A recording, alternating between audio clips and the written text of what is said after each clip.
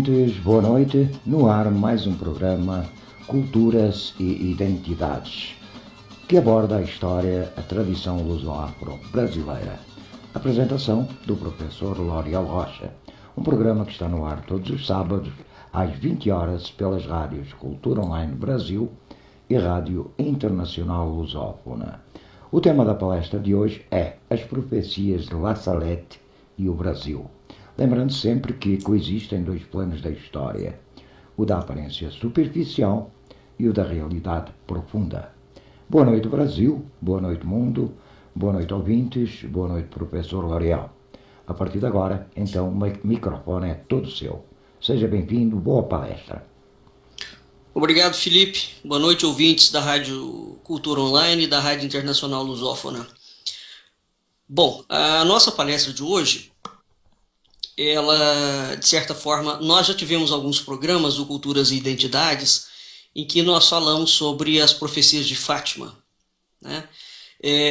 O professor Manuel Gandra, a semana passada, em Sintra, em Portugal, começou uma série, e hoje está em Sintra também, é por isso que ele não pode estar conosco, uma série de palestras ligado ao profetismo em Portugal. Né? Portugal é um país que tem uma longa tradição profética, desde o início da nacionalidade portuguesa. E o Brasil não tem uma longa tradição profética, né? Mas determinados fenômenos acontecem no Brasil e o século XX aprofunda alguns desses fenômenos. De certa forma, nós vamos ver isso hoje aqui no programa. Esse programa ele poderia ser desdobrado de inúmeras formas, né, de inúmeros modos, porque o tema é muito vasto, é muito complexo, é muito profundo. Nós vamos começar fazendo uma chamada de atenção.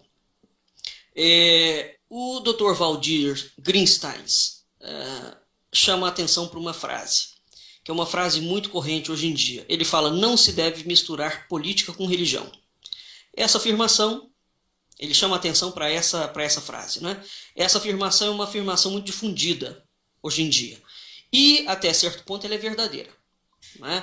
Mas é preciso ter uma análise muito cuidadosa em relação a isso. O Brasil é constituído como um Estado laico, né? Um Estado laico não é um Estado ateu. É preciso entender isso. O Estado laico é aquele Estado que permite o convívio de várias religiões, né? Ele não tem uma religião definida, como tinha, por exemplo, a monarquia portuguesa, né, a monarquia brasileira, com Dom Pedro II. O governo imperial de Dom Pedro II era católico. Pronto, esta era a religião oficial do Estado, do Império, né, naquela altura. A República, quando destrona Dom Pedro, né, instaura um outro processo. Então, o Brasil, desde então, tem uma vertente laica, digamos assim. Qual é o problema da vertente laica? A vertente laica é um consenso linguístico que foi adotado no século XX. Entretanto, esse conceito linguístico ele traz muitos problemas. Um dos problemas é o seguinte: quando nós falamos em civilização, né, a palavra civilização, na verdade, não existe Estado laico. Por quê? Ou seja, não existe um Estado que não tenha religião. Não existe um país que não tenha religião. Nós já falamos isso para vocês em outros programas. Quando uma cultura acaba, né, quando uma cultura extermina, como a grega, por exemplo, como a romana, o que é que fica dessa cultura? 3 coisas, precisamente: língua, religião e alta cultura. Então, é através dessa trilogia que nós podemos recuperar os fundamentos, né, através os fundamentos históricos da existência dessas culturas e estudá-las novamente, né? Então, tudo perde de uma cultura. Isso dá uma ideia, por exemplo, muito precisa, de que a política não é mais importante do que a língua, né? A economia não é mais importante do que a língua, e que o comércio não é mais importante do que a língua. Porque se fosse, essas coisas ficariam como salvaguardo como salvaguarda cultural, né? Como salvaguarda civilizacional de herança de um povo. Então, o que é cultura? Cultura é aquilo que o povo produz, né? Aquilo que o povo gesta ao longo de séculos. E essa gestação não é uma gestação intencional, ou seja, eu me reúno com o Felipe e decidimos criar o culto do Espírito Santo. Não, a cultura é algo muito mais complexo do que isso. A cultura não é um código que você cria entre pessoas. Ela vai surgindo espontaneamente através da forma daquelas pessoas viverem, da forma daquelas pessoas pensarem, da forma daquelas pessoas se movimentarem, etc, etc, etc. A religião diz respeito a toda a interface que o ser humano tem com a transcendência, né, com o mundo espiritual, vamos falar dessa forma. E a língua, efetivamente, é aquilo que marca a característica daquele povo. Então existe daquela cultura, existe uma ligação direta entre a linguagem, a língua em si, a gramática, e a característica de uma população, né? O que é civilização? Civilização é exatamente esta mistura do Estado com a religião, né? Então, quando você fala assim, civilização ocidental, é impossível nós distinguirmos, separarmos a cultura ocidental da civilização ocidental. Isso significa que quando nós pensamos em civilização, nós não podemos não pensar em como aquele povo se estruturou. Porque veja, o que é a política hoje, como nós entendemos? A política é a formalização de um Estado. Mas isso é um evento muito recente. Nós precisamos de entender o seguinte: não havia Estado até o Renascimento. A criação dos Estados é uma coisa muito recente na história da humanidade. Mas recente mesmo, né? Então, antes disso, os povos sempre se organizavam. E havia um tipo de gestão, né? Política, vamos dizer assim, que organizava aquilo em forma de império, ou de reinos, ou de seja lá o que for, né? Então, quando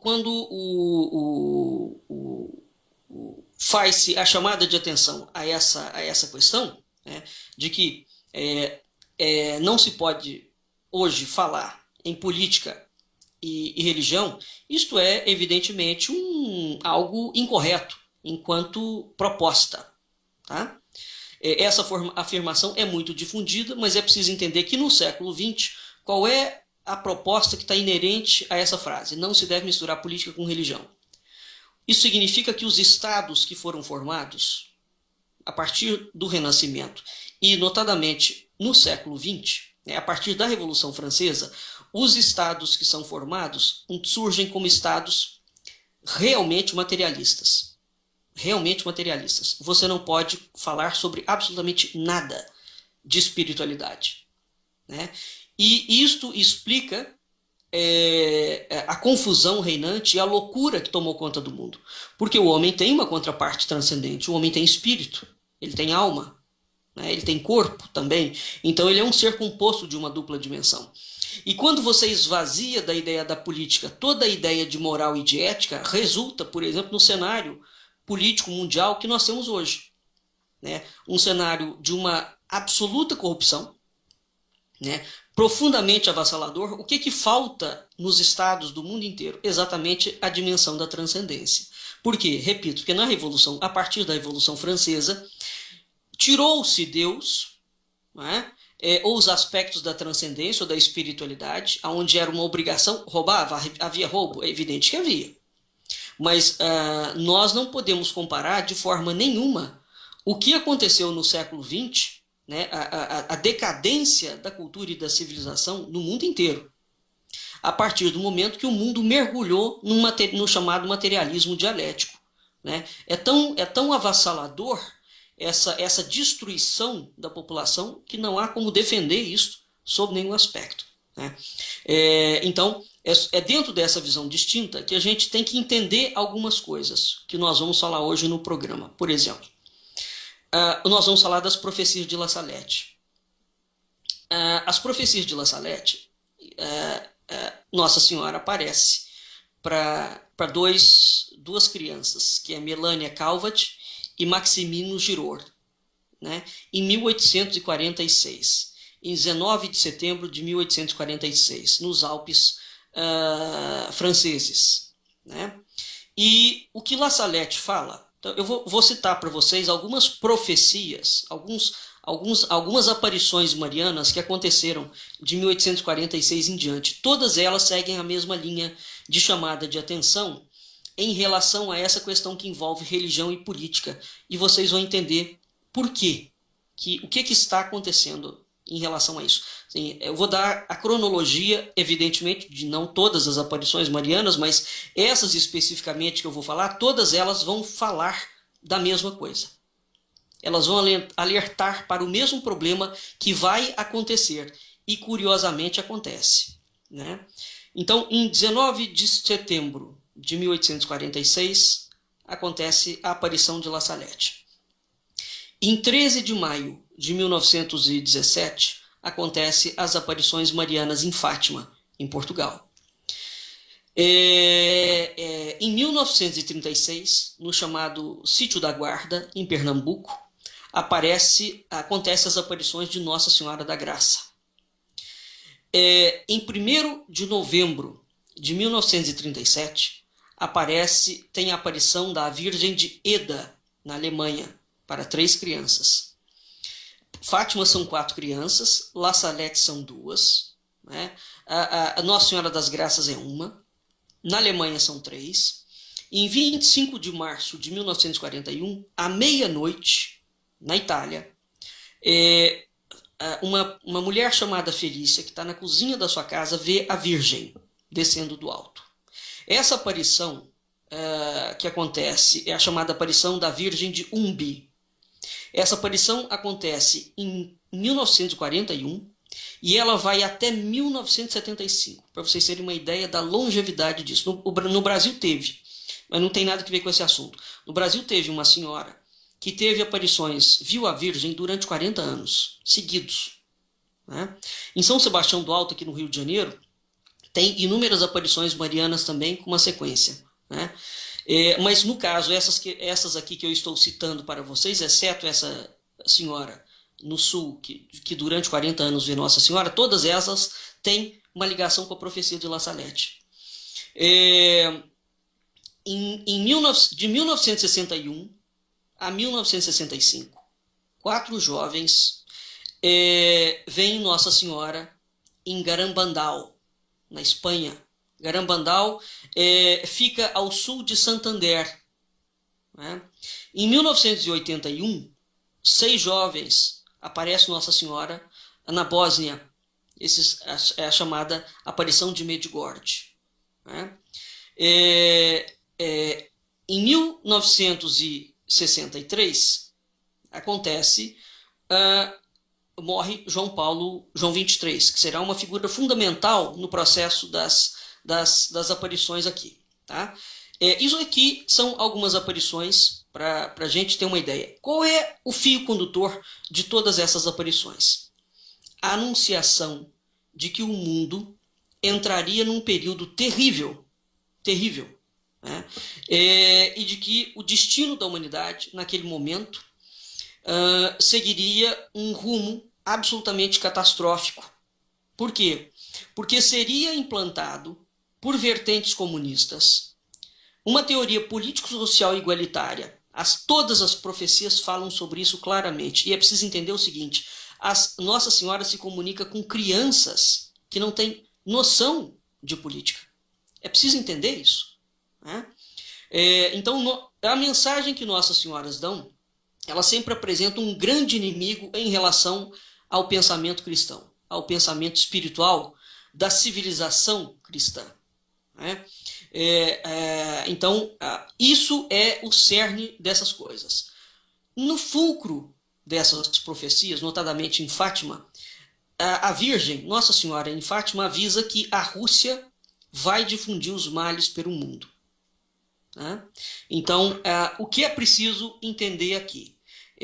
Como é que a gente interpreta isso? Não interpreta. Eu vou ler para vocês a profecia de La Salette integralmente. Ela foi liberada há pouco tempo. Em 1858, Nossa Senhora fala para Melânia que ela pode liberar o texto integral. Mas isso levou muito tempo. Melânia foi muito perseguida, como as crianças. em Fátima. Nós já tivemos, inclusive, um programa em que nós falamos que Lúcia, a vidente que via e que conversava com Nossa Senhora, foi, inclusive, trocada, né? Trocada. A Lúcia, que aparece depois para João Paulo II, não é a mesma Lúcia que vê. O Vaticano troca, né? E é preciso entender, entre outras coisas, coisas terríveis que vão acontecer dentro do Vaticano, né? Existe um livro muito interessante do padre Gabriele Amorti, chama-se O Último Exorcista. Ele é um exorcista do Vaticano. E ele fala que no dia 13 de outubro de 1884, o Papa Leão XIII está assistindo a uma missa e depois dele, ele assistia às missas sempre em pé. Era uma missa de ação de graças. Num determinado momento, parece que ele cai em êxtase, porque ele olha fixamente para frente como se ele estivesse em transe. Ele muda de cor, fica roxo, etc. Tal, e adquire um semblante extremamente aterrorizado. Depois disso, ele se recolhe para o quarto dele. Os funcionários perguntam se ele está se sentindo bem, ele fala que não. E Leão XIII senta no escritório dele, isolado, e depois ele chama os seus colaboradores, notadamente um secretário que exercia um cargo de ministério dentro da Cúria Romana, que é a chamada Congregação dos Ritos, né? Hoje, o nome dessa congregação é a Congregação para as Causas dos Santos. Sem dizer nada, a ele entrega uma folha, e com a seguinte ordem: manda imprimi-lo e difunde por toda a igreja. O secretário sai, e o que ele vê? O Papa Leão XIII escreve uma oração a São Miguel Arcanjo. Ora, São Miguel Arcanjo, nas profecias e no Apocalipse, é aquele que luta contra Satanás, né? Que aparece no Apocalipse, no cerne do Apocalipse. E essa oração, a oração é curta, eu vou ler aqui. São Miguel Arcanjo, protegei-nos no combate, sede nosso auxílio contra a malícia e as ciladas do demônio. Exerça Deus sobre ele império, como instantemente vos pedimos, e vós, príncipe da milícia celeste, pelo divino poder, precipitai no inferno a Satanás e os outros espíritos malignos que vagueiam pelo mundo para perder as almas. Amém. Né? Muito bem. Isso aqui acontece em 1800, alguns anos depois da profecia de La Salette, né? E o fato é que o padre Amorti vai fazer uma denúncia grave, porque ele é o último exorcista. Atualmente, a América Latina não tem nenhum padre exorcista. Nenhum. Eles estão espalhados por outros lugares do mundo e os grandes exorcistas hoje, segundo o padre Amorti, se resumem a 18 grandes homens, né? E que o Concílio Vaticano II cria um grande problema para a prática do exorcismo, né? E isso tem uma relação direta com o que vai acontecer nas profecias de La Salette. É que nós não vamos ter tempo de explorar esse assunto hoje, fica isso como um dado para nós voltarmos futuramente, né? Então, o que Nossa Senhora, todas essas Nossas Senhoras, La Salette, Fátima, Medjugorje, Garambandal, a Virgem de Umbi, a Nossa Senhora das Graças, a Virgem de Eda, o que todas elas falam? Todas elas falam que vai haver uma metamorfose no mundo, né, onde o mundo vai ser disseminado pelo mundo, a dissolução dos costumes, a disseminação da droga, o divórcio, o aborto, a imoralidade, tudo que se pensar de peste, de fome, né, de mal, vai acometer o mundo a partir do século XX, né? E notadamente guiado pelo comunismo. Vejam, isso é muito importante, porque o comunismo, normalmente a gente acha que o comunismo é um movimento político. Isso é um erro crasso de quem não entende absolutamente nada de política e nem de movimentos messiânicos. O comunismo é um movimento messiânico. Ele não tem nenhuma relação com política. Nenhuma. Quem fala isso desconhece completamente, minimamente, história e minimamente história política e filosofia política. É um ignorante absoluto quem fala que comunismo é um movimento político. Não é. O que é o comunismo? O comunismo é um movimento religioso que se utiliza de instrumentos para cumprir o seu fim. Entre esses instrumentos está a política, está a economia, está a religião, está a ciência. Porque, veja, o que caracteriza o século XX ou vintes? Um materialismo absoluto. Um materialismo dentro da Igreja Católica, né? Um materialismo dentro das igrejas protestantes. Vocês vejam hoje a quantidade de pastores protestantes que são filmados diariamente, inclusive vendendo vassoura a R$ 2.000 para fiéis. Isso é uma coisa realmente completamente contra qualquer imagem de espiritualidade séria. Então, o comércio que existe em cima dessas coisas hoje é absoluto, né? E a deterioração dos costumes. Tem imagens de pastores na África, por exemplo, os pastores abusando dos fiéis. Quer dizer, isso não é a religião, isso é uma outra coisa, não é? Então, o que é o comunismo? Por que todas essas aparições marianas falam do comunismo? Por conta disso. Porque depois faz parte de uma estratégia do movimento comunista a tática da desinformação. Né? A desinformação é aquela informação que chega notadamente através da mídia e das escolas para destruir um conceito sem que você perceba que ele está destruindo o conceito. Né? Então é preciso entender isso. Por que essas Nossas Senhoras vão falar o tempo inteiro do perigo do comunismo? Inteiro. Por conta disso. Porque ele não é um movimento político. Ele é um movimento que vai se utilizar de determinados meios para chegar a concretizar os seus fins. A Rússia, que era católica, a gente pensa, por quê que a Rússia, que é católica, fervorosamente católica, a dinastia dos czares, tem 1000 anos de um catolicismo profundo dentro da Rússia. O que acontece para a Rússia ser esfacelada dessa forma? Não é? E o comunismo entrar daquele modo e matar aquela quantidade de gente. Evidentemente que aquelas raízes já estavam antes de 1917, da Revolução Russa. Como estão também na Europa como um todo. Não está só na Rússia. A Rússia tem um efeito que é muito agravado. O comunismo, por exemplo, anda na China, né? Com Mao Tse Tung. Então, ele não é um sistema político. Ele é uma outra coisa que vai se utilizar da política para implementar uma determinada coisa. Essa determinada coisa é tão terrível, que, evidentemente, tem que haver um trabalho de desinformação para que a pessoa não entenda a proposta. Né? E é isso que está em pauta. Então, hoje em dia, as pessoas regurgitam, falam, o comunismo acabou com a queda do muro de Berlim. Isso é uma outra propaganda que foi feita por esse grande sistema que está presente muito antes. No ano 1000 ele já começa o movimento. No ano 1000. Né? Então, o que está em pauta? É uma outra coisa. Percebe? Bom, vamos voltar então à profecia de La Salette. Eu vou ler a profecia inteira, como ficou liberado. Levou muito tempo na transcrição. Eu vou ler a profecia para vocês entenderem. Essa é, teoricamente, a versão na sua forma mais completa.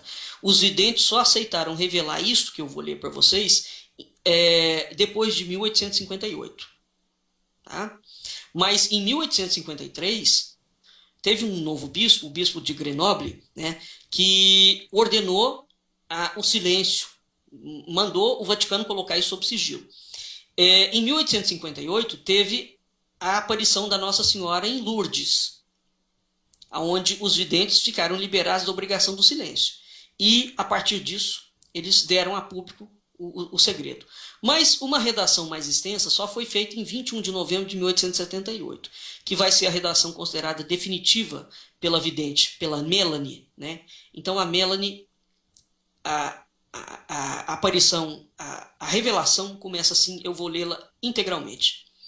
Nossa Senhora fala: Melanie, o que vou dizer-vos agora não ficará sempre segredo. Podereis publicá-lo em 1846. Portanto, mais de 10 anos depois. Os sacerdotes, ministros de meu filho, pela sua má vida, sua irreverência e impiedade na celebração dos santos mistérios, pelo amor ao dinheiro, das honrarias e dos prazeres, tornaram-se cloacas de impureza. Sim, os sacerdotes atraem a vingança, e a vingança paira sobre suas cabeças. Ai dos sacerdotes e das pessoas consagradas a Deus, que pela sua infidelidade e má vida crucifixam de novo meu filho. Os pecados das pessoas consagradas a Deus bradam ao céu e clamam por vingança. E eis que a vingança está às suas portas, pois não se encontra mais uma pessoa a implorar misericórdia e perdão para o povo. Não há mais almas generosas, não há mais ninguém digno de oferecer a vítima imaculada ao Pai Eterno em favor do mundo. Deus vai golpear de modo inaudito. Ai dos habitantes da terra! Deus vai esgotar sua cólera e ninguém poderá fugir a tantos males acumulados. Os chefes, os condutores do povo de Deus, negligenciaram a oração e a penitência, e o demônio obscureceu suas inteligências. Transformaram-se nessas estrelas errantes que o velho diabo arrastará com sua cauda para fazê-las perecer. Deus permitirá à velha serpente introduzir divisões entre os que reinam em todas as sociedades e em todas as famílias. Sofrer-se-ão tormentos físicos e morais. Deus abandonará os homens e a si mesmos, e enviará castigos que se sucederão durante mais de 35 anos. A sociedade está na iminência dos flagelos mais terríveis e dos maiores acontecimentos. Deve-se esperar ser governado por uma chibata de ferro e beber o cálice da cólera de Deus. Que o vigário de meu filho, o soberano pontífice Pio IX, não saia mais de Roma depois do ano de 1859, mas seja firme e generoso, combata com as armas da fé e do amor, e eu estarei com ele. Que ele não confie em Napoleão III, seu coração é falso, e quando ele quiser tornar-se ao mesmo tempo papa e imperador, Deus se afastará dele. Ele é como a águia que, querendo subir sempre mais, cairá sobre a espada da qual queria se servir para obrigar os povos a o elevarem. A Itália será punida pela ambição de querer sacudir o jugo do Senhor dos Senhores. Será também entregue à guerra, o sangue correrá por todo lado. As igrejas serão fechadas ou profanadas. Os sacerdotes e os religiosos serão expulsos. Serão entregues à morte, e à morte cruel. Vários abandonarão a fé, e o número dos sacerdotes e religiosos que se afastarão da verdadeira religião será grande. Entre essas pessoas, encontrar-se-ão até bispos. No ano de 1864, Lúcifer e um grande número de demônios serão soltos do inferno. Eles abolirão a fé pouco a pouco, até nas pessoas consagradas a Deus. Eles a cegarão de tal maneira que, salvo numa graça particular, adquirirão o espírito desses maus anjos. Várias casas religiosas perderão inteiramente a fé e perderão muitas almas. Os maus livros abundarão sobre a terra, e os espíritos das trevas espalharão por toda parte um relaxamento universal em que tudo que se refere ao serviço de Deus, eles terão grandíssimo poder sobre a natureza. Existirão igrejas para cultuar esses espíritos do mal. Pessoas serão transportadas de um lugar a outro por esses espíritos maus, até sacerdotes, porque não se terão conduzido pelo bom espírito do Evangelho, que é um espírito de humildade, caridade e zelo pela glória de Deus. Far-se-ão ressuscitar mortos e justos, quer dizer, tais mortos tomarão a figura de almas justas que viverão na terra para seduzir mais os homens. Esses supostos mortos ressuscitados, que não serão outra coisa senão um demônio encarnado nessas figuras, pregarão outro evangelho, contrário ao do verdadeiro.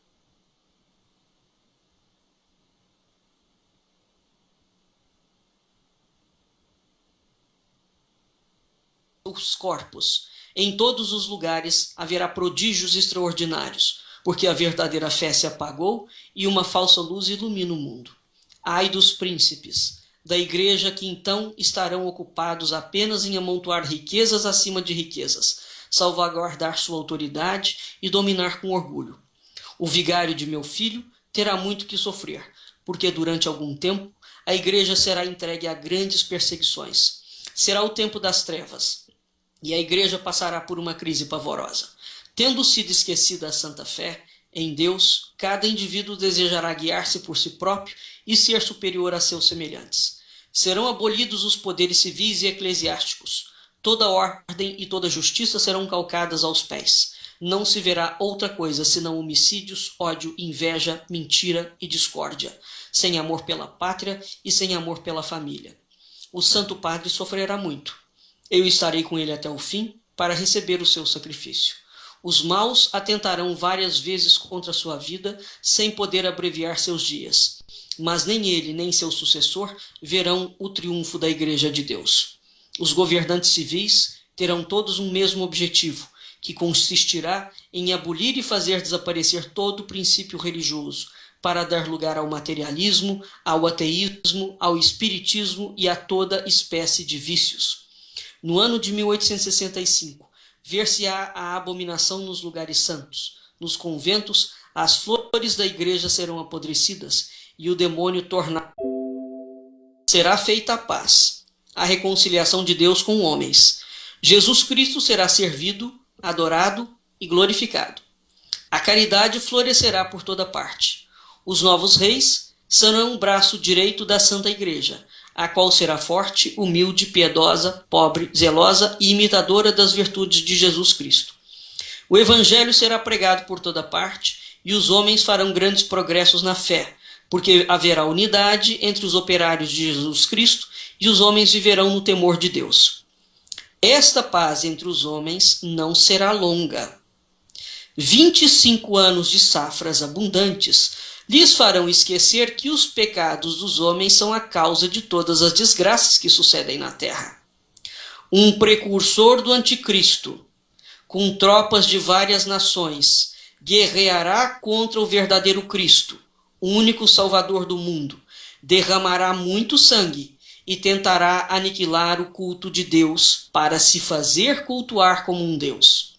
A terra será atingida por toda espécie de flagelos, além da peste e da fome, que serão gerais. Haverá guerras, até a última guerra, que será movida pelos 10 reis do anticristo, cujo objetivo será o mesmo, e serão os únicos a governarem o mundo. Antes que isto aconteça, haverá uma espécie de falsa paz no mundo. Não se pensará em outra coisa, senão em se divertir. Os maus se entregarão a toda sorte de pecados. Mas os filhos da Santa Igreja, os filhos da fé, meus verdadeiros imitadores, acreditarão no amor de Deus e nas virtudes que me são mais caras. Felizes essas almas humildes, conduzidas pelo Espírito Santo. Eu combaterei junto a eles até que atinjam a plenitude da idade. A natureza exige pelo Espírito Santo. Eu combaterei junto a eles até que atinjam a plenitude da idade. A vingança por causa dos homens e estremece de pavor na espera do que deve acontecer à terra emporcalhada de crimes. Tremei, ó terra, vós que fizestes profissão de servir a Jesus Cristo, mas que no vosso íntimo adorais a vós próprios. Tremei, pois Deus os entregará a seu inimigo, mas pastagens de Asmodeu e os seus demônios. Durante esse tempo, nascerá o anticristo de uma religiosa hebraica, uma falsa virgem que terá comunicação com a velha serpente. E o mestre da impureza, seu pai, será bispo. Ao nascer, vomitará blasfêmias e terá dentes. Numa palavra, será o diabo encarnado. Dará gritos aterrorizadores, fará prodígios, alimentar-se-á só de impurezas, terá irmãos, que embora não sejam como ele outros demônios encarnados, serão filhos do mal. Aos 12 anos, eles se farão notar pelas valorosas vitórias que obterão.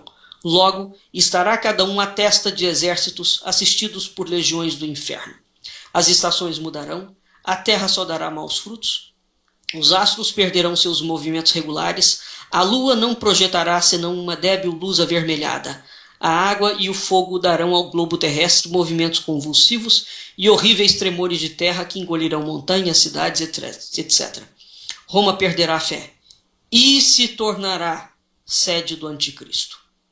Os demônios do ar, junto com o anticristo, farão grandes prodígios na terra e nos ares, e os homens se perverterão cada vez mais. Deus tomará sob seus cuidados os fiéis servidores e os homens de boa vontade. O evangelho será pregado por toda parte. Todos os povos e todas as nações terão conhecimento da verdade. Eu dirijo um premente apelo à terra. Apelo aos verdadeiros discípulos do Deus vivo, que reina nos céus.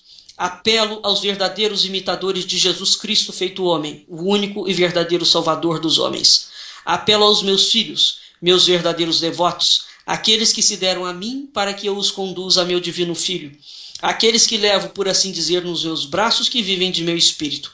Enfim, apelo aos apóstolos dos últimos tempos, aos fiéis discípulos de Jesus Cristo que viveram no desprezo do mundo e de si próprios, na pobreza e na humildade, no desprezo e no silêncio, na oração e na mortificação, na castidade e na união com Deus, no sofrimento e desconhecidos do mundo. É chegado o tempo para que eles saiam e venham iluminar a terra. Ide e mostrai, como meus filhos amados. Estou convosco e em vós, contanto que vossa fé seja a luz que vos ilumina nestes dias de desgraça. Que vosso zelo vos faça como que famintos da glória e da honra de Jesus Cristo. Combatei, filhos da luz. Pequeno número, que isto vedes, pois aí está o tempo dos tempos, o fim dos fins. A igreja será eclipsada. O mundo estará na consternação. Mas eis Enoque e Elias, cheios do Espírito de Deus. Eles pregarão com a força de Deus. Os homens de boa vontade acreditarão em Deus e muitas almas serão consoladas. Eles farão grandes progressos pela virtude do Espírito Santo e condenarão os erros diabólicos do anticristo. Ai dos habitantes da terra!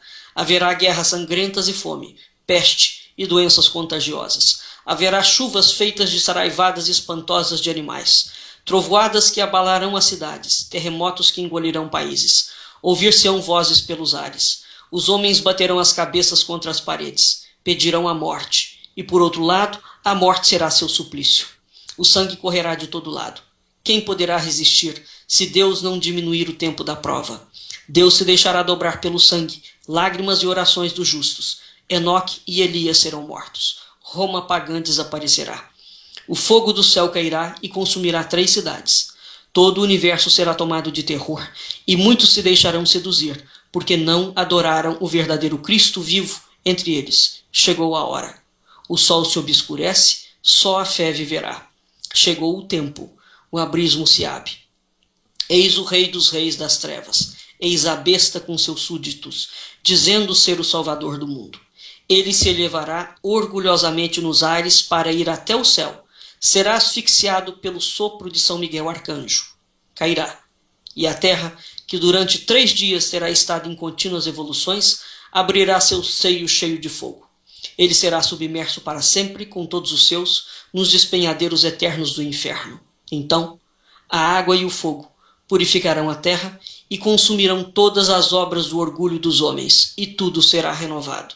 Deus será servido e glorificado. Aqui termina o segredo, que eu li para vocês, como foi transcrito integralmente, né? É preciso fazer uma comparação dessa profecia com outras profecias. O nosso programa não tem tempo para isso, né? Nós vamos simplesmente falar. Mas essa profecia, repito, foi dada em La Salette em 19 de setembro de 1846. Vamos para o intervalo e depois nós voltamos para onde nós vamos comentar a profecia de La Salette, fazer a conexão com Fátima e com o Brasil. Vamos para o intervalo breve. Preciso e importante nós entendermos isso, que essas crianças, embora elas estejam relatando coisas, elas não entendem do que elas estão falando, né? Então, em 1846, vejam, não havia o comunismo na Rússia, teoricamente, o comunismo num sentido político, né? Mas nós vimos que a aparição de La Salette fala claramente disso, né? Que a gente não tem tempo agora de pegar item por item da profecia. Em 1917, em Fátima, em Portugal, Nossa Senhora é absolutamente clara. Então, o que é preciso os nossos ouvintes entenderem? Quando o século XX separa a religião da política, é exatamente para você criar um Estado ateu. Porque quando o Estado é ateu, você pode cometer todos os crimes em nome do comércio. Porque tudo vira uma mercadoria. Se o homem não tem uma contraparte transcendente, você pode fazer o que você quiser. Aquilo que salvaguarda o chamado direito natural, nós já tivemos um programa sobre isso, aquilo que salvaguarda o direito natural da pessoa, quer dizer, a pessoa existe porque foi Deus que criou. No nosso programa República, nós falamos já sobre isso claramente. Quando você tem uma ideia de que o ser humano é um ser humano, ou seja, ele foi criado por Deus, o Estado, seja ele qual for, não pode abusar da vida do ser humano. Porque Deus confere, por direito natural divino, determinados direitos ao ser humano. Né? Então, esse pacto que existe e que foi feito, né, para separar, destruir a ideia de civilização, primeiro, nós não temos civilização mais. Porque, repito, toda palavra, a ideia de civilização está ligada diretamente a conhecimento espiritual. Então você não pode falar em civilização ocidental sem analisar a espiritualidade. Isso é um jargão que as academias construíram, absolutamente falacioso, mentiroso. Então, a gravidade do comunismo ou das esquerdas, né, das esquerdas no mundo inteiro, reside exatamente nisso. São propostas materialistas, mas o comunismo que está presente nos partidos de esquerda no mundo inteiro, o comunismo não é um partido político. É isso que é preciso entender. É uma ideologia religiosa. E é mais do que isso. Então ele se serve, assim como os grandes banqueiros internacionais, para implementar o seu método de controle financeiro, ele não atua só através do banco. Ele atua através do cinema de Hollywood, ele atua através das corporações das farmacêuticas, né? Ele atua através das megacorporações ligadas ao setor agropecuário e vai por aí afora. Né? É um tentáculo. Essa gente tem tentáculos internacionais construídos há séculos. Há séculos. Nós não estamos lidando com um fenômeno que surge no século XX. Esse é um grande problema dos historiadores que mentem para todos nós, quando eles querem falar que o comunismo é um sistema político. Repito, comunismo não tem relação nenhuma com política. Nenhuma. E quem fala isso é um absoluto ignorante. Não conhece nada mesmo em relação ao que é esse movimento terrível de materialismo colocado, disseminado pelo mundo da forma mais perversa e mais terrível. Então, as profecias marianas falam disto. Né? Quando o comunismo, como doutrina, aqui sim, cria um partido político, o Manifesto Comunista de Marx, por exemplo, quando aparece Nossa Senhora em Fátima, em 1917, o Manifesto Comunista de Marx já tinha sido criado há mais de 60 anos. Tá? Então, tinha aqui e acolá Partido Comunista. Alguns deles mesclados com associações terroristas, anarquistas, etc.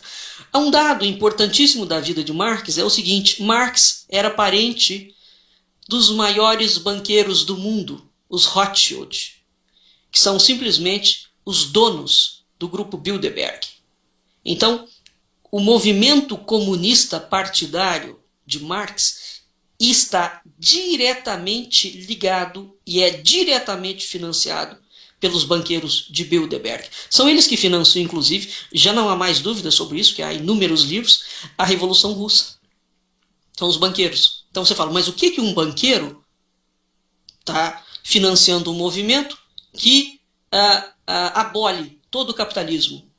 É que as pessoas não entendem alhos de bugalhos e misturam tudo. E o seu professor de história certamente conta muita coisa mentirosa, porque criou-se a chamada teoria do silêncio, né, sobre esses fatos, e eles foram completamente escamoteados. Mas você não pode escamotear, porque é a gente que pesquisa e a gente que pesquisa a sério. Mas então vamos voltar no nosso percurso. Na época das aparições de Fátima, o que estava acontecendo no mundo? Bom, estava desenrolando, havia o trágico, a Primeira Guerra Mundial. A Primeira Guerra Mundial começa em 14 e ela dura. Então toda a atenção do mundo estava voltada naquela altura para o resultado. O que iria acontecer? Depois da Primeira Guerra Mundial, o que nós temos? Nós temos o destronamento de todas as casas reais da Europa. Né? E a formação de estados, pela primeira vez na história da humanidade, de estados completamente materialistas. Então surgem os estados. O estado moderno do século XX ele é completamente diferente do estado do Renascimento, do estado da Idade Média, é uma outra coisa. Nessa circunstância, vai acontecendo o comunismo, o comunismo vai se infiltrando na política, no poder, no cinema, etc, etc, etc. A pessoa não consegue entender isso porque quando você fala em comunismo, você pensa na Rússia. Isso é uma cortina de fumaça que a academia criou para encobertar os crimes desta grande rede, né, internacional, milenar, que trabalha contra a destruição do Ocidente cristão. Porque é preciso entender também o seguinte: o que o comunismo fez infiltrado na ideologia nazista e na ideologia fascista? Porque há 3 tipos de esquerda no mundo: nazismo, comunismo e fascismo. Aqui como partidos políticos. O que o comunismo, que não tem nada a ver com partido político, quando infiltrado no nazismo, no fascismo e no comunismo, faz? Se vocês observarem, o que Hitler fez? Matou todos os judeus que ele tinha em mente. Matou todos os ciganos que eram cristãos.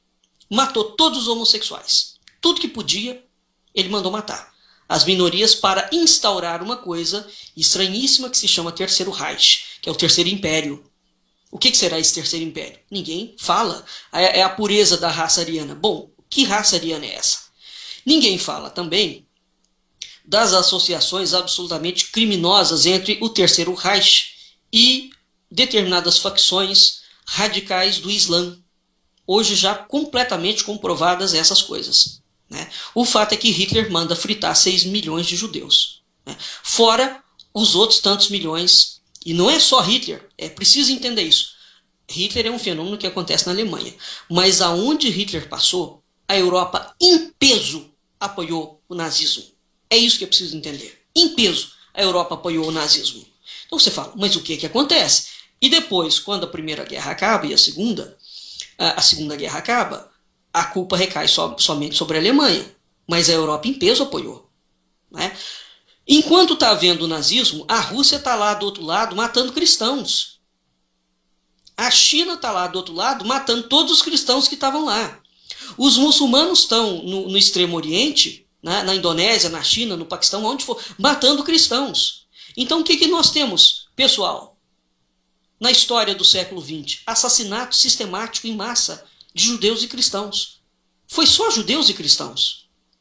Evidentemente que entrou inimigo político, mas o objetivo dessa gente era matar os judeus e os cristãos. Por quê? Por quê? Eis a pergunta. O John Rummel, que é o maior pesquisador do mundo em crimes de guerra cometidos por estados, criou um termo chamado democídio. Vocês sabem qual é o saldo de mortes do comunismo no mundo inteiro no século XX? Chega a 500 milhões de pessoas. 500 milhões de pessoas. Se nós pegarmos, o Rummel fala isso, se nós pegarmos todas as guerras do mundo, nos últimos 3.000 anos, nenhuma guerra, 3.000 anos de história, não mataram nunca 500 milhões de pessoas. Em 70 anos, mata-se 500 milhões de pessoas. Se isso não for o demônio solto da profecia de La Salette, será o quê? Né? Então, quando ela fala do choro e do ranger de dentes, e Fátima também, mas em Fátima, Nossa Senhora de Fátima vai botar o nome aos bois. Nossa Senhora em Fátima, vamos ver as palavras de Nossa Senhora, faladas para as crianças em 13 de julho de 1917. A guerra, ela está se referindo à Primeira Guerra Mundial, vai acabar. Mas, se não deixarem de ofender a Deus, no reinado de Pio XI começará outra pior. E começou mesmo a Segunda Guerra. Quando virdes uma noite alumiada por uma luz desconhecida, sabei que é o grande sinal que Deus vos dá de que vai punir o mundo de seus crimes por meio da guerra, da fome e de perseguições à Igreja e ao Santo Padre. Para a impedir, virei pedir a consagração da Rússia ao meu imaculado coração e a comunhão reparadora dos primeiros sábados. Se atenderem aos meus pedidos, a Rússia se converterá e terão paz. Se não, espalhará seus erros pelo mundo, promovendo guerras e perseguições à Igreja. Os bons serão martirizados. O Santo Padre terá muito que sofrer. Várias nações serão aniquiladas. Por fim, o meu imaculado coração triunfará. o Santo Padre consagrar-me-á à Rússia, que se converterá e será concedido ao mundo algum tempo de paz. Surge dessas palavras pronunciadas por Nossa Senhora em julho de 1917 a seguinte interrogação: por que Nossa Senhora não menciona o comunismo ou a Rússia comunista e alude apenas à Rússia em geral? Né? Na aparição de 3 de julho de 1917, o comunismo tinha conquistado o poder nesse país. Né? Porque o governo do czar só vai ser substituído, né, pelo governo burguês de Kerensky em março daquele ano. E desculpe, eu falei errado. O governo do czar, por que ela não fala do comunismo?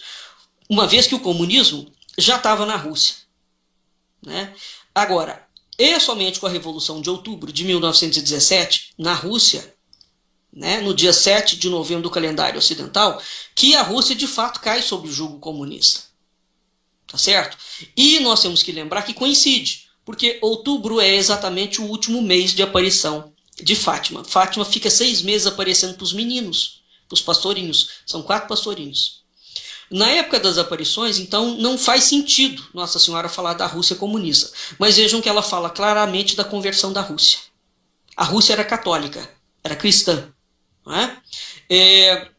Então, e que a Rússia vai se transformar num flagelo anticatólico. Muito bem. Então, é preciso ter isso em vista. Muito bem. A Rússia tem a Igreja Ortodoxa Russa é uma das igrejas mais poderosas. O número de fiéis da Igreja Ortodoxa, né, russa é talvez muito maior do que a Igreja Católica no Ocidente. Né? Então, é a partir da Rússia que o comunismo realmente se difunde pelo mundo. Aqui o comunismo que vai utilizar o partido político e o comunismo que vai se utilizar da igreja. Daí Salete falar que a igreja será tomada. Tá? Então todas as nações que tiveram a infelicidade de serem dominadas pelo comunismo, certo? Evidentemente tiveram a sua estrutura religiosa completamente destruída. Completamente destruída. Então, em todas as nações que o comunismo dominou, houve uma sistemática coerção. No início há uma coerção da liberdade da igreja. Depois a perseguição e depois a destruição. Entretanto, existe uma coisa interessante na mensagem de Fátima.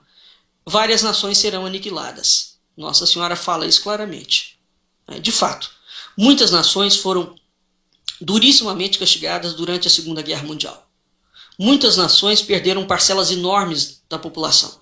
Muitas nações viraram outras nações. Por exemplo, você divide a Alemanha, né, e a Alemanha passa a ser comunista.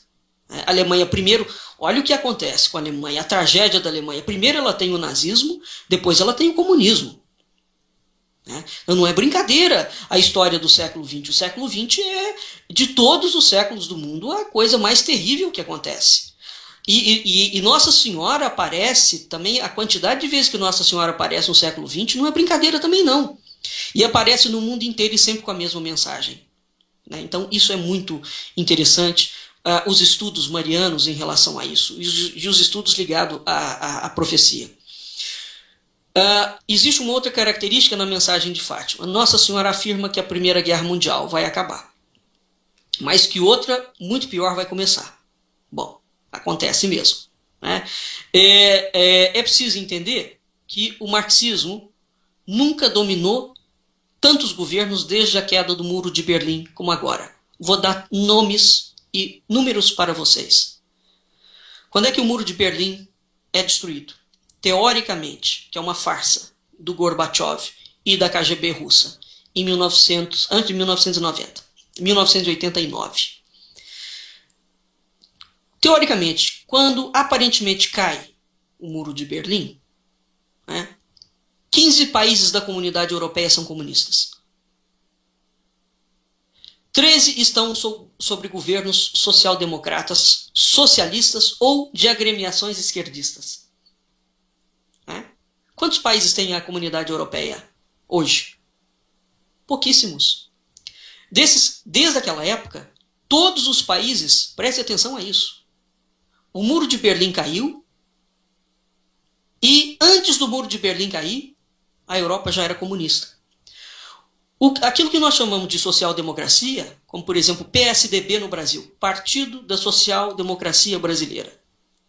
O que é a social-democracia que o Brasil copiou da Europa? A social-democracia é o partido que é a antessala do comunismo.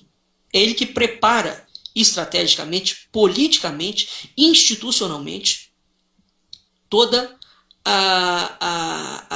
o projeto de dominação via esfera política. Eu não estou falando aqui dos bancos, eu não estou falando das indústrias de alimentação, eu não estou falando das indústrias farmacêuticas. Se você, ouvinte, desanexar da sua cabeça a mentira que a história te conta, que o comunismo é um partido político, você vai entender que o tentáculo desse satanás, desse demônio, desse monstro, é muito maior. Porque quando você reduz isso a um partido político, você não entende. Né? Agora, quando você pensa que isso é uma dinastia de homens, pouquíssimos homens, extremamente poderosos, que querem controlar o mundo através da política, da religião, do banco, da economia, do cinema, da educação, etc, etc, etc, a coisa fica mais fácil. E é por aí que nós temos que olhar a coisa, porque é por aí que a coisa é verdadeira. No caso, por exemplo, então, nós temos na Europa, em 1989, 15 países da comunidade europeia estão sob o governo da social-democracia. Todos eles são comunistas. Vai implementando devagar o comunismo. Nunca conseguiram fazer o que a Rússia fez, porque, claro, a Europa tinha acabado de sair da Segunda Grande Guerra. Então a Europa é um cenário, o comunismo agora, o controle do Estado agora vai ser feito de uma forma diferente. Ele não vai ser feito matando gente, ele vai ser feito de uma forma imperceptível. E é isso que está acontecendo. No mundo inteiro. Isso não acabou. Né? Vamos continuar com os números. Na Rússia, nesse momento, quando cai o Muro de Berlim, é nomeado como primeiro-ministro um ex-agente da KGB. Porque quem implantou todo o processo do comunismo foi a KGB. Na Ásia, os comunistas asiáticos continuam no poder até hoje. A gente tem a China, a gente tem o Vietnã, a gente tem a Coreia do Norte. Na América Latina, nós temos Cuba e a Guiana, a Venezuela. Isso sem contar com todos os partidos da América Latina de esquerda. Correto? Todos, inclusive o Brasil, hoje. Ah, mas o Brasil não tem nada a ver. Claro que tem. É evidente que tem. Está dentro desse grande movimento internacional. Né? Então, é por isso que a mensagem de Nossa Senhora, quando ela fala que o comunismo vai, você fala, é o comunismo russo. Não! Não! É o comunismo, a Rússia é um dos países em que esse grupo de metacapitalistas cria um plano político, vai além disso. Repito, ouvintes, por que é que o comunismo mata só no século XX judeus e cristãos? É preciso ter isso em mente. Por que ele não vai matar e negros? Ele vai matar judeus, cristãos, mas assim, se o negro for cristão, pior ainda.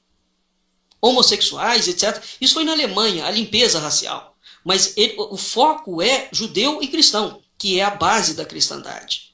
Muito bem. Aí, o que vai acontecer? Deixa eu falar para vocês uma coisa terrível. Muito bem. Nós já temos um cenário de que a Europa está dominada pelo comunismo. Vamos voltar a Fátima, 1917. O que vai acontecer em relação a isso? Nos anos 60, em 1960, o Papa João XXIII é eleito em 1960, que será considerado o Papa que vai fazer o Concílio Vaticano II.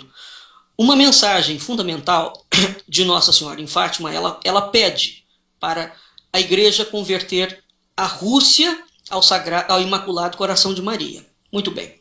Como é que essa conversão seria feita? Essa conversão seria feita através de um sínodo. O que é um sínodo?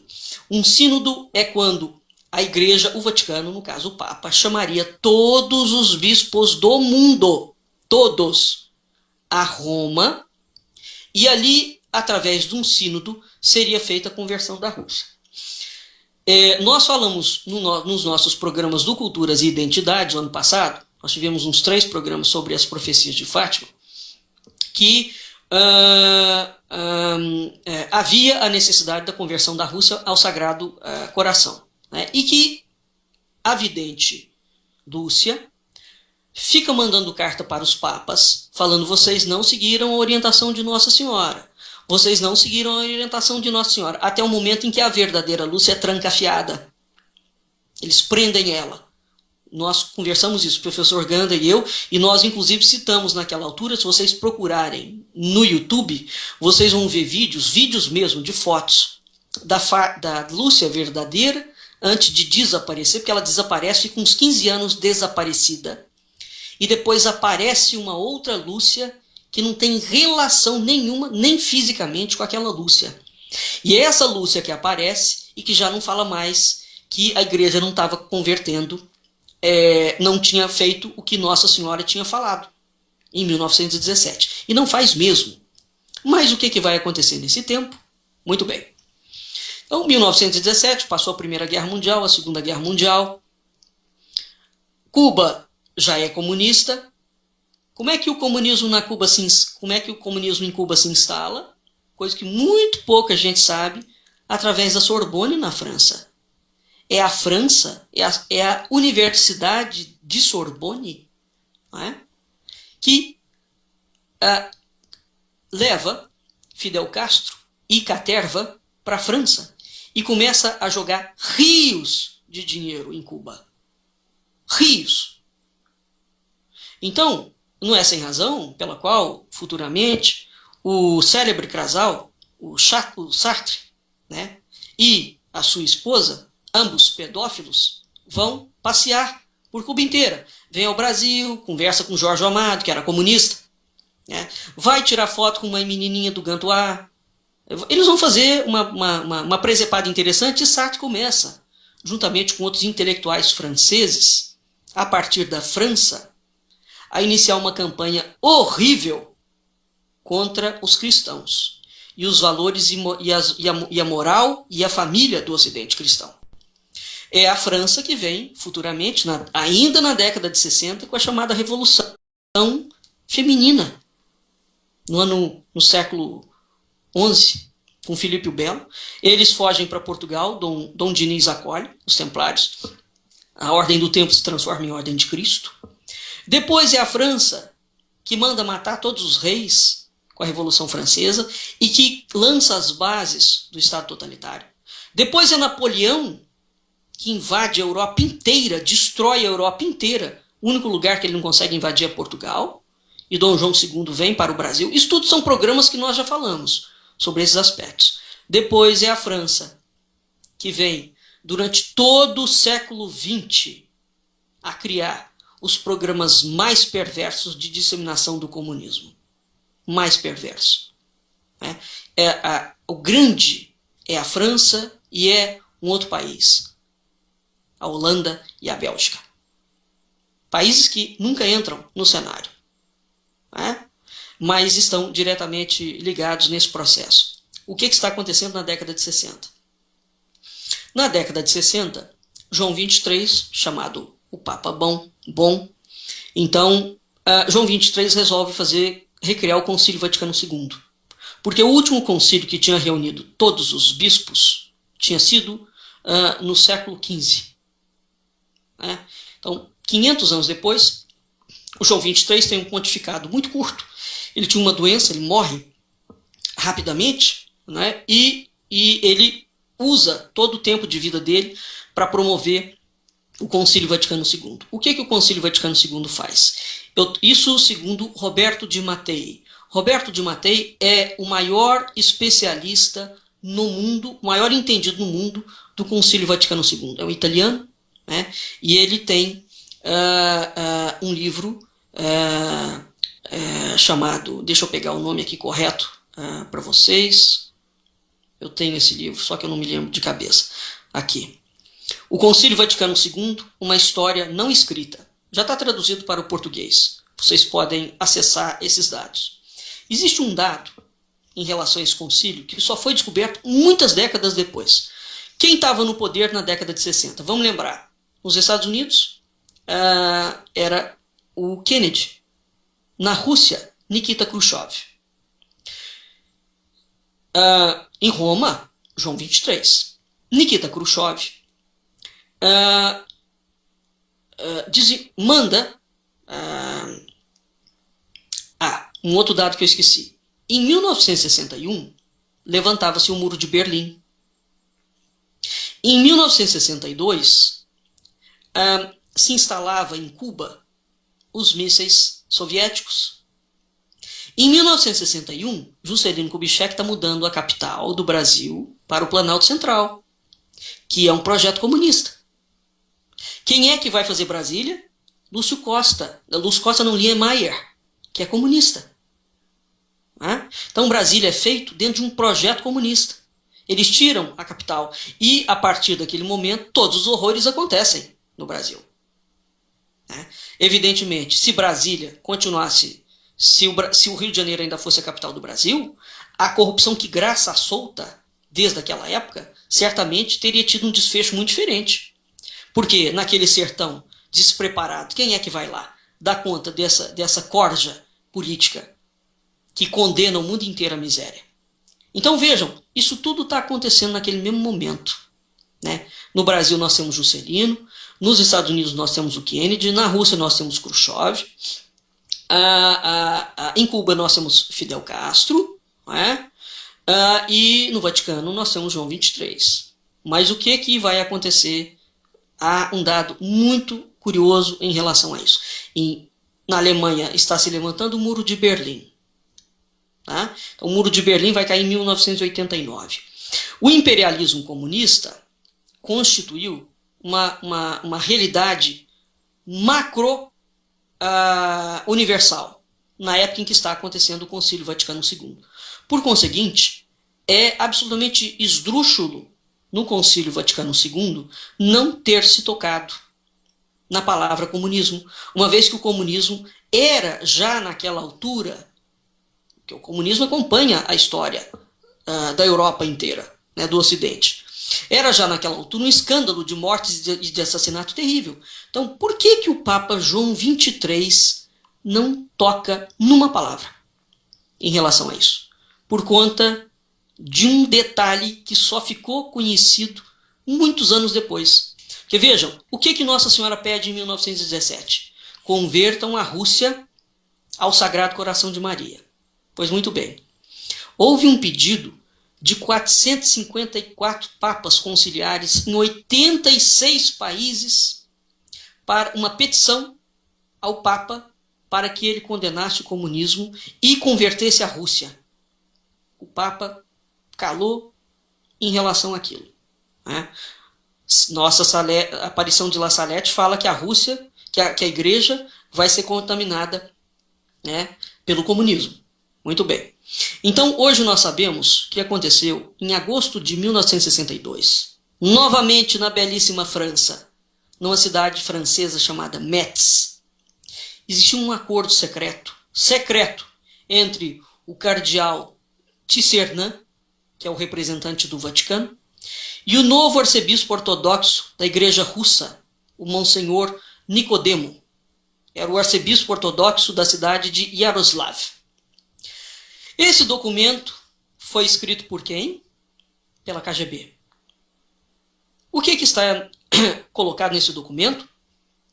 A KGB faz um acordo com o Vaticano, chamado Acordo de Metz, onde o Kremlin, porque o João 23, para fazer o sínodo, é isso que é misterioso, ele traz os bispos do mundo inteiro, porque Nossa Senhora de Fátima havia pedido isso.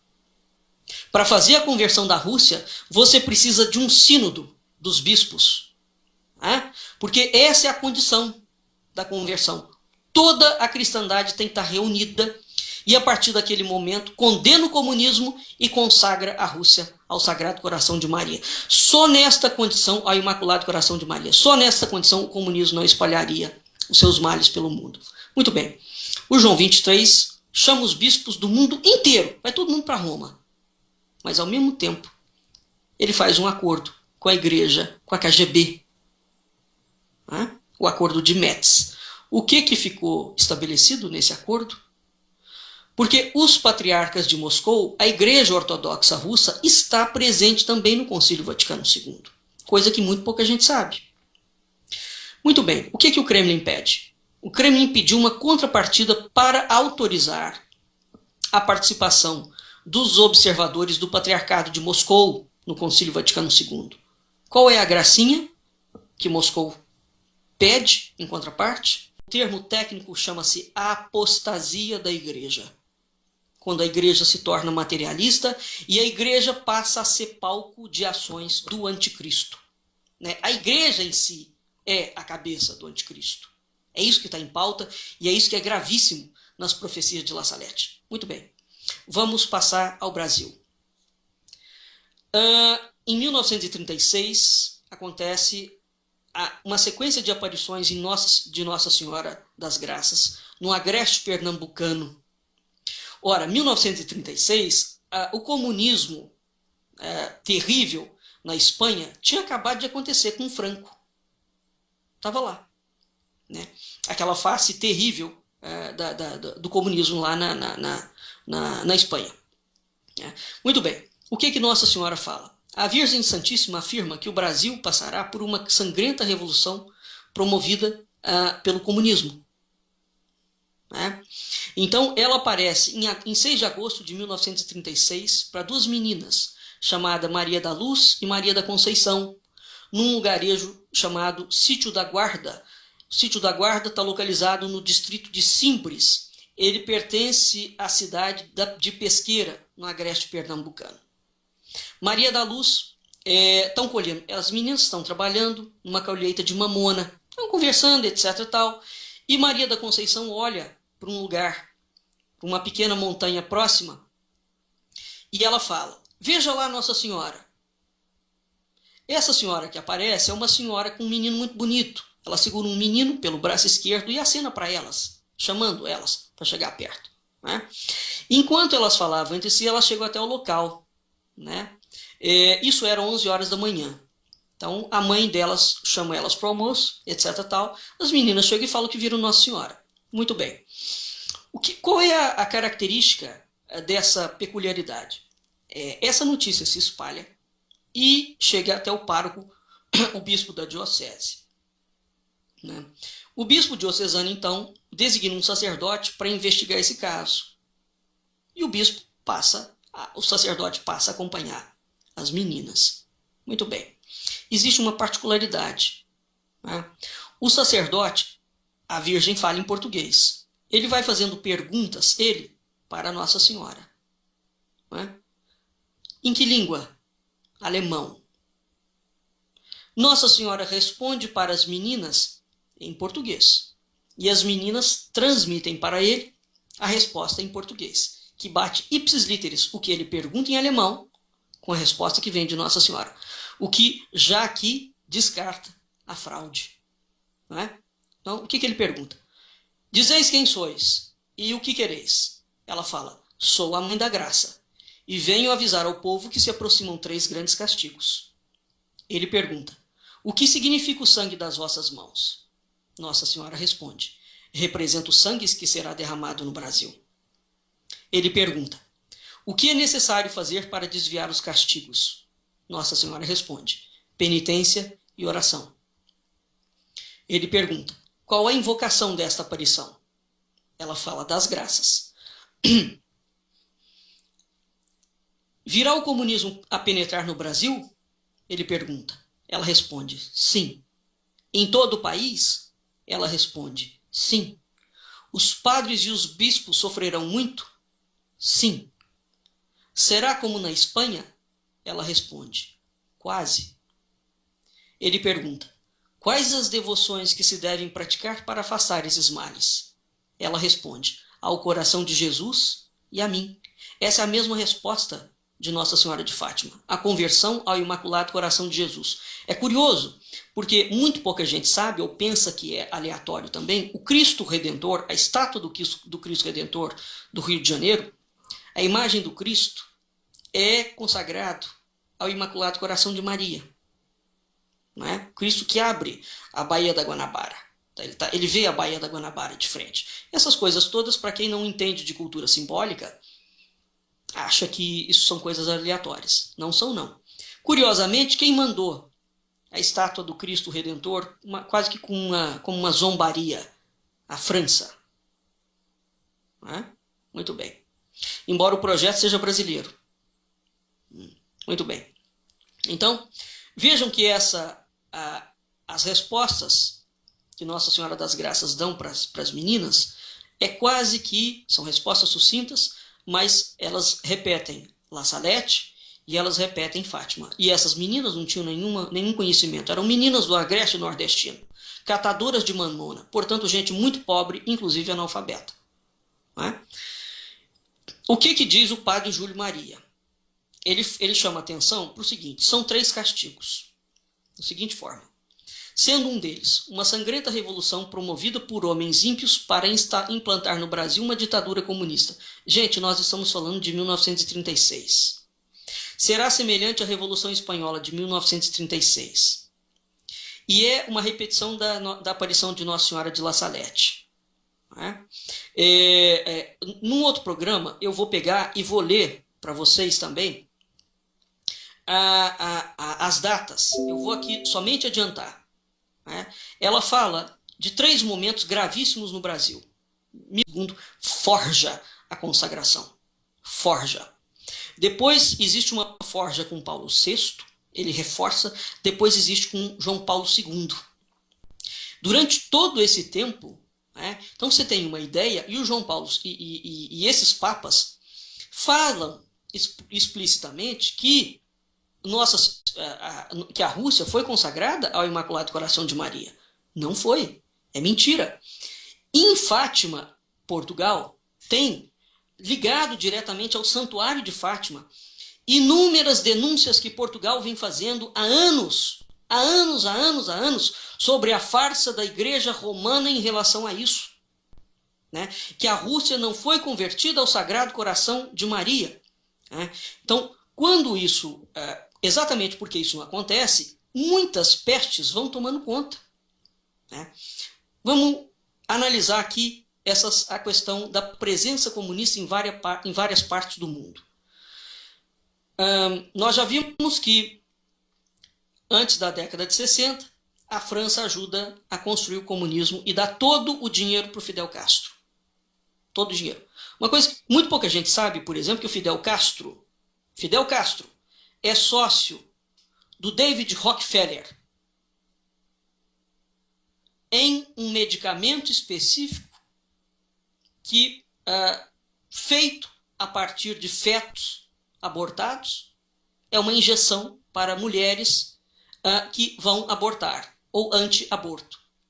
Isso é uma sociedade tranquila entre Fidel Castro e David Rockefeller. Essa é a razão pela qual está na pauta da agenda da esquerda internacional o aborto, por exemplo. Isso é para citar pelo menos um caso. Aí depois vem o politicamente correto e fala: não vamos misturar igreja com política. Por quê? Porque esses caras, evidentemente, quando você tira a espiritualidade do mundo, os políticos podem fazer o que eles quiserem. Esse é o problema. Não é? Então vamos continuar analisando o espalhamento do mal pelo mundo. Nossa Senhora, no século XIX, fala. Né? Aonde que o Brasil já teve ataque de comunismo? 1935, com a Intentona, né, com Prestes, com a coluna Prestes. 1964. E depois dos militares. O Fernando Henrique Cardoso tem vídeo dele falando claramente que ele é do Partido Comunista. Né? O Fernando Henrique Cardoso foi financiado pela Fundação Ford. Quem sabe o que é a Fundação Ford sabe exatamente a gravidade desse negócio. O Fernando Henrique Cardoso começa a sua trajetória no Partido Comunista Brasileiro. O PMDB de hoje é o antigo Partido Comunista Brasileiro. Então o MDB, a Constituição brasileira que nós temos hoje, né, toda essa gente que formou o que nós chamamos de Nova República, são todos eles de esquerda. Todos eles de esquerda. Essa é a razão pela qual o Brasil tem a Constituição que tem, porque essa Constituição já foi literalmente forjada para criar o comunismo no Brasil.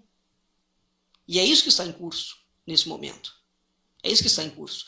Vamos desligar o comunismo de política.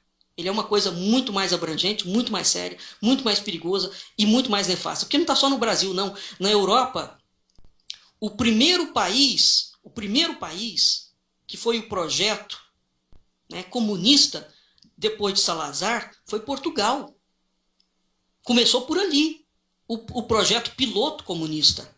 A Suécia é um projeto comunista, tem dados da ONU absolutamente alarmantes, que em 20 anos a Suécia será um país de terceiro mundo, por conta do projeto de engenharia social comunista que está sendo feita na Suécia.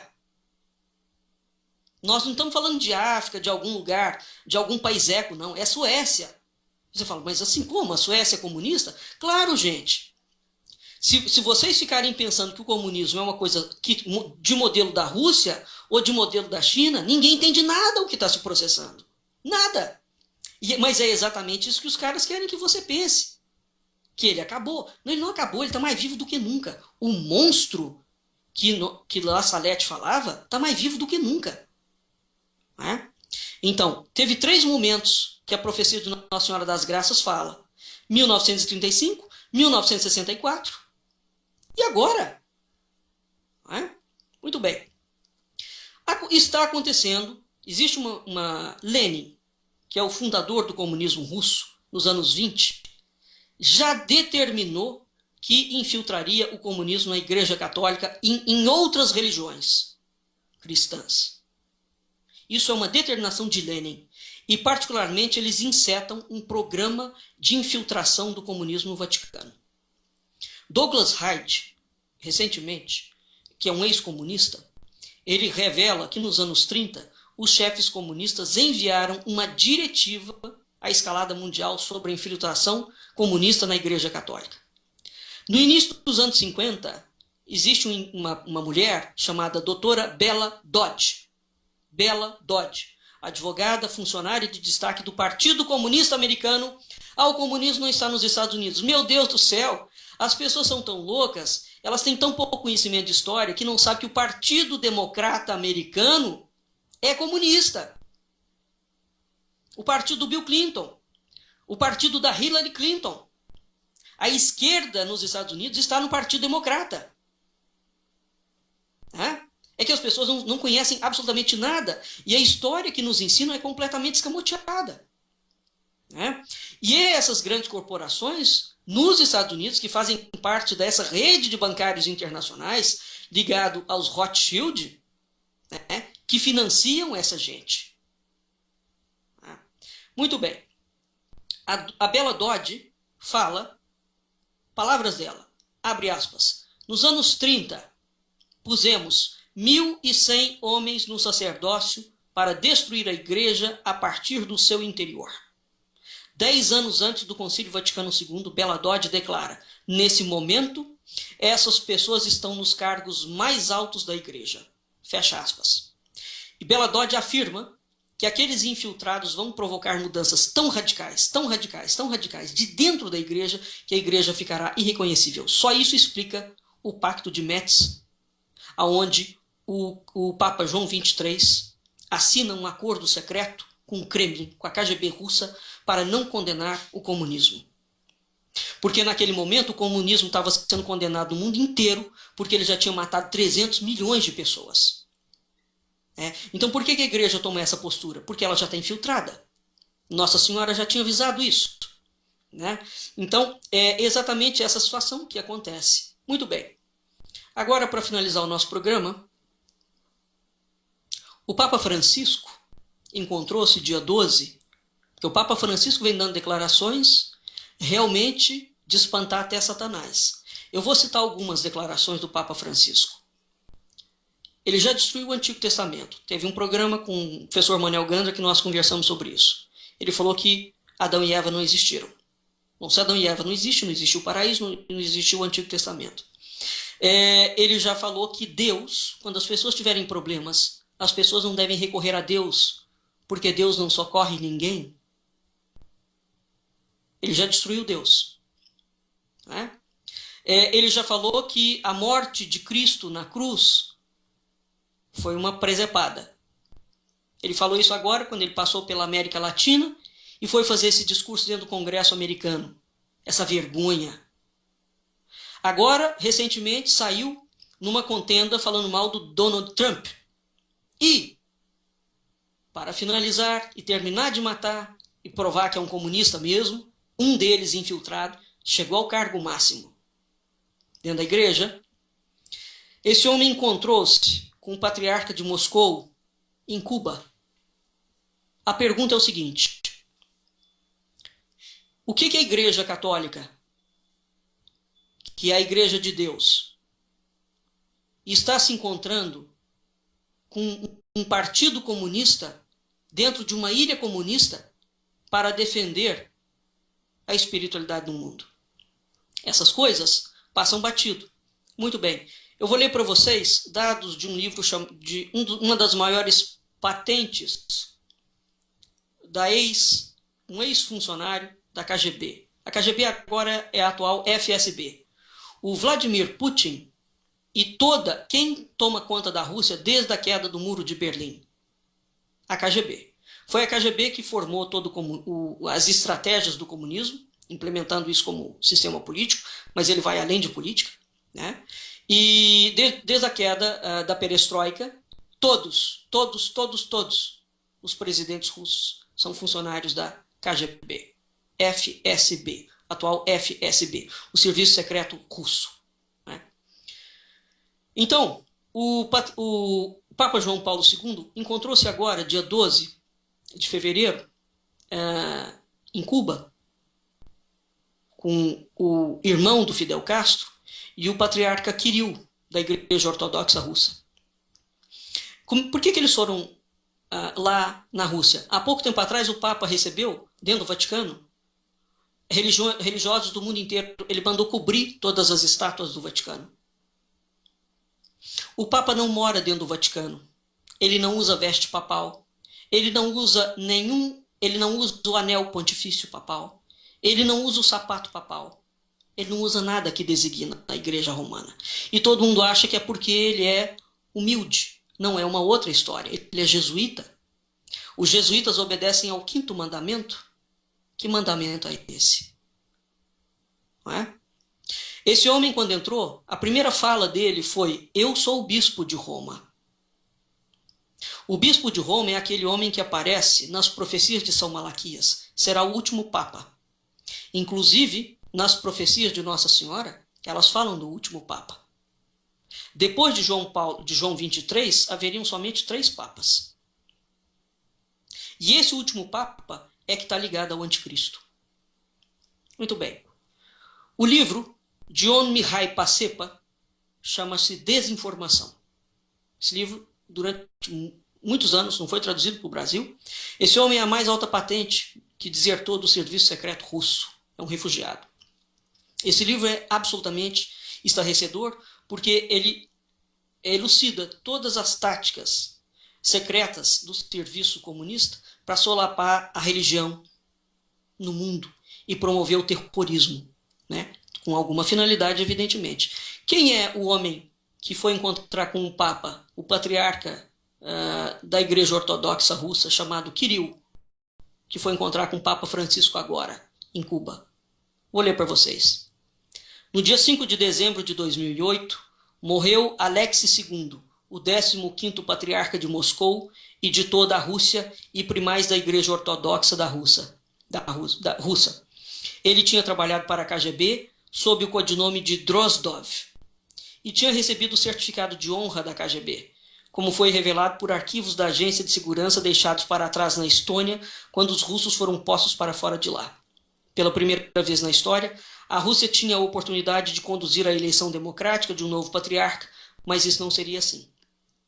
Em 27 de janeiro de 2009, os 700 delegados dos sínodos reunidos em Moscou receberam uma lista de 3 candidatos: o metropolita Kirill, é o patriarca, de Smolensk, membro secreto da KGB, cognominado Mikalayov, o metropolita Filaret, de Minsk, que tinha trabalhado para a KGB, com o codinome de Ostrovsky, e o metropolita Klimlet, de Kaluga, que na KGB tem o nome de Topaz. Quando os sinos da Catedral de Cristo Salvador dobraram para anunciar que um novo patriarca tinha sido eleito, Kirill Mikalaiov veio a ser o vencedor. Indiferentemente se era o melhor líder para a sua igreja, ele certamente estava em melhor posição para influenciar o mundo religioso no exterior do que os outros candidatos.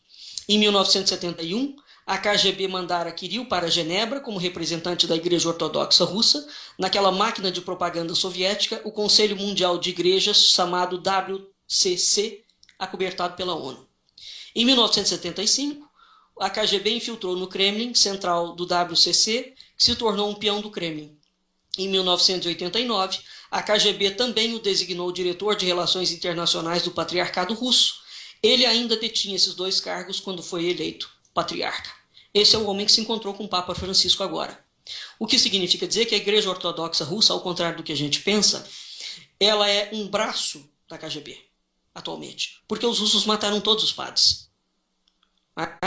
Essa é a razão pela qual o patriarca Kirill vem dando declarações junto com Vladimir Putin que a Igreja Católica Ocidental, ou seja, a igreja que não é a Igreja Ortodoxa Russa, tem que ser destruída. Então, nós estamos diante do quê? Exatamente do início das profecias de La Salette, onde Nossa Senhora fala claramente que o mundo vai entrar por um período altamente catastrófico. E, segundo Fátima, por que essas desgraças todas estão acontecendo? Cada vez mais guerras. O século XX, e depois eles debitam a culpa disso no capitalismo. Isso não tem nada a ver com o capitalismo. O século XX foi o século que mais matou gente no mundo. O século XX tem o maior número de violência do mundo. O século XX é o responsável pela criação dos estados materialistas. E essa gente toda inventou que a culpa disso é o capitalismo ou é a igreja. É mentira. A culpa dessa história toda são esses indivíduos extremamente poderosos que nós não sabemos a face deles e que estão por trás da orquestração internacional da humanidade. Não é? Então, assim, vou citar algumas bibliografias que é importantíssimo do Pacto de Metz, porque foi por conta do Concílio Vaticano II e do acordo que foi estabelecido no Pacto de Metz, né, em que o Vaticano não condenaria o comunismo, que o comunismo, depois da década de 60, conseguiu assentar, porque, entre outras coisas, fazia parte, eu esqueci de falar para vocês, a teologia da libertação, que dizem que é criação da América Latina, não é não. A teologia da libertação é uma criação da Rússia. Depois ela é trazida para a América Latina, antes de acontecer um congresso internacional, onde o padre ligado à teologia da libertação, onde o Leonardo Boff e o Frei Beto são seguidores, essa é uma teologia comunista, criada na Rússia. Antes da década de 60, acontece um grande seminário internacional em que esse padre, que eu não me lembro agora do nome dele, que dizem que é o autor da teologia da libertação, um latino-americano, e não é, ele vai na Rússia, ouve o governo russo lançar aquela teoria, né, porque fazia parte da destruição da igreja na América Latina, você inseriu o comunismo dentro da igreja, e depois a igreja brasileira e a igreja latino-americana estará completamente infiltrada pelo movimento comunista. Os padres, a Revolução do Araguaia, enfim, há toda uma história absolutamente terrível em relação a isso. Então há inúmeros livros que vão falar, mas existe um livro especificamente importante em relação, talvez o livro mais importante em relação ao Pacto de Metz, né? Para vocês, tá em italiano, não tem no Brasil. O Acordo de Metz, Il Borghese, foi lançado em Roma em 2011 por Juan de Madiran. Né? Além desse, tem outros livros. Por exemplo, o Andrea Tornielli fez uma biografia do Papa João Paulo VI, e tem também as biografias do Papa João Paulo II, né? Paulo VI, e tem a biografia do Papa João Paulo II, em que esses indivíduos, esses especialistas vão analisar tremendamente o Pacto de Metz e as consequências terríveis do Pacto de Metz para o mundo. Né? Então, finalizando o nosso programa, o que as profecias avisam? Que o mundo seria dominado por uma ideologia sem face, comunista. O comunismo é a propagação do materialismo exacerbado. Ou seja, é a destruição de toda a ideia de espiritualidade no mundo. Esse é o projeto do comunismo. Então, ele não é meramente, e nunca foi, um projeto político. Por que ele toma conta da política? Porque você tem que tomar conta, você tem que assaltar o poder, tomar o poder, aonde você, de fato, vai poder executar a sua ação. O que é poder? Poder é quando você tem os meios para executar a ação. Você pode ser um sábio muito grande, mas se você não tiver meios de executar a sua sabedoria, o seu poder não vale nada. Você não tem poder. Então eles tomam conta da política, da religião, das academias, dos bancos, das indústrias, etc, etc, etc, porque são os meios de você exercer o poder. E o que é que está em pauta? O materialismo. Por trás do materialismo, a destruição do ser humano. Não é? Porque um dos objetivos dessa gente é a criação de uma sociedade biônica. Os projetos são as coisas mais terríveis do mundo. Né? Enfim, nós vamos, em outros programas, pegar outras profecias, né, e vamos deslindar, porque uma profecia tem 3 momentos.